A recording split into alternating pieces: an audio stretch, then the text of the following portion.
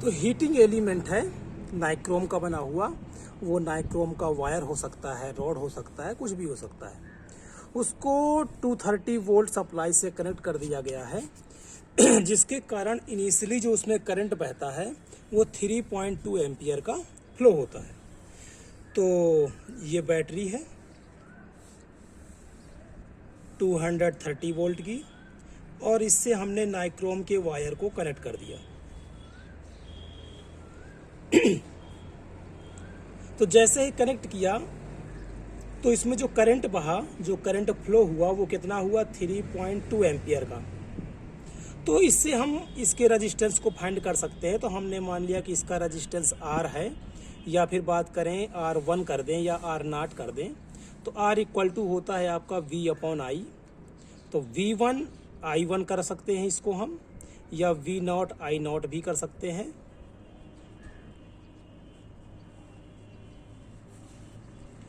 तो V0 हो गया आपका 230, I0 हो गया 3.2।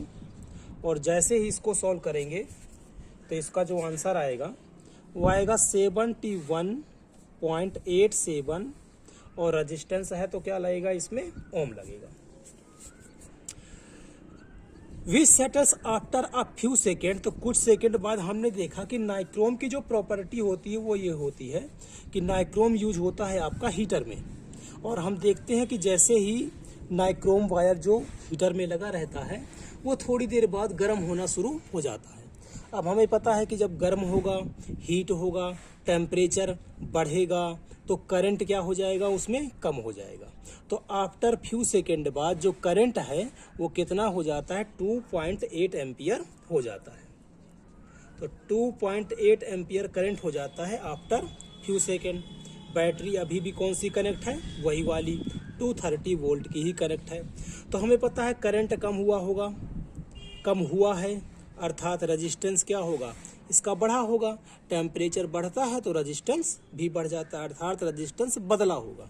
कितना बदला होगा हमें पता नहीं, तो उसको मान लिया हमने कि वो R है।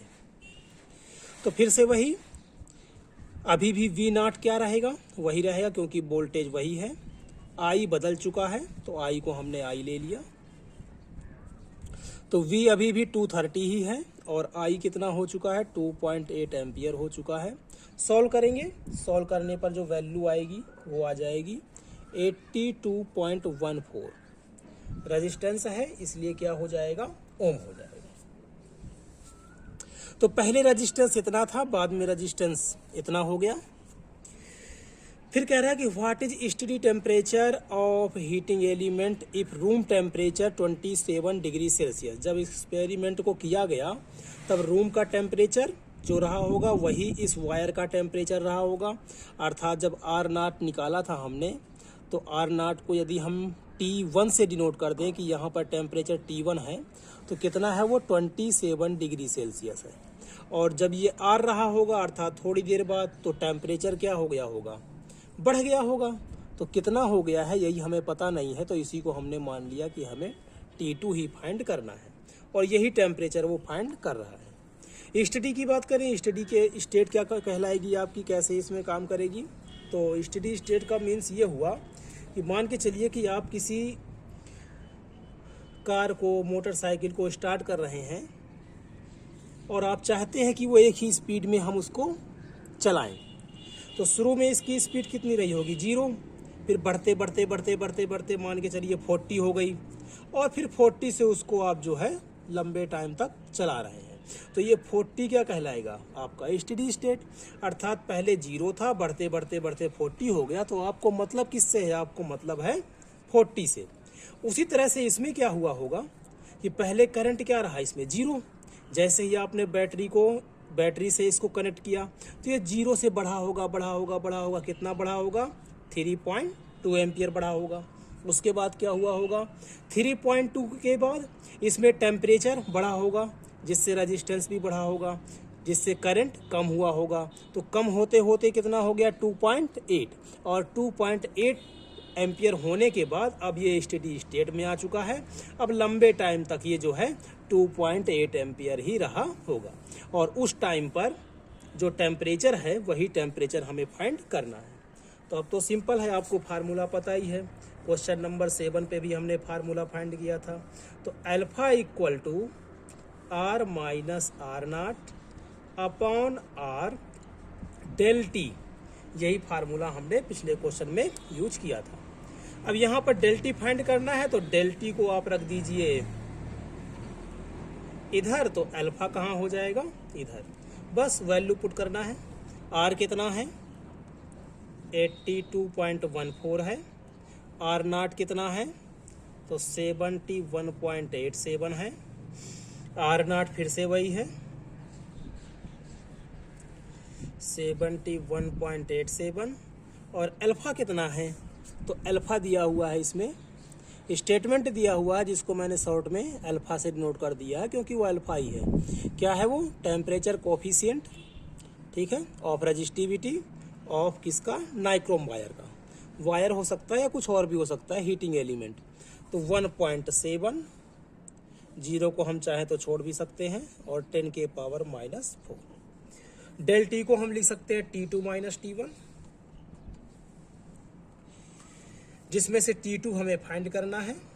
T1 27 डिग्री सेल्सियस है, ओनली 27 ही लिखते हैं।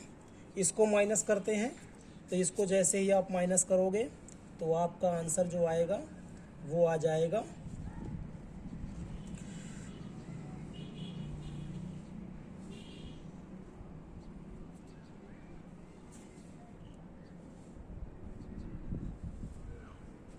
10.27, और नीचे आ जाएगा 71.87 इंटू 1.7। 10 के पावर -4 को ऊपर ले जाएंगे तो ये आ जाएगा 10 के पावर +4। इसको सॉल्व करेंगे तो ये कुछ ऐसे आएगा आपका 0.08405, और भी समथिंग कुछ आएगा तो उसको हम इग्नोर कर रहे हैं।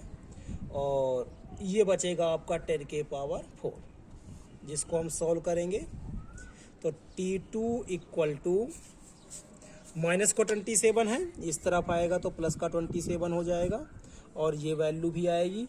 तो 4 है तो 1 2 3 4, पॉइंट जो आएगा वो कहाँ आ जाएगा, यहाँ पर आ जाएगा 0 के आफ्टर।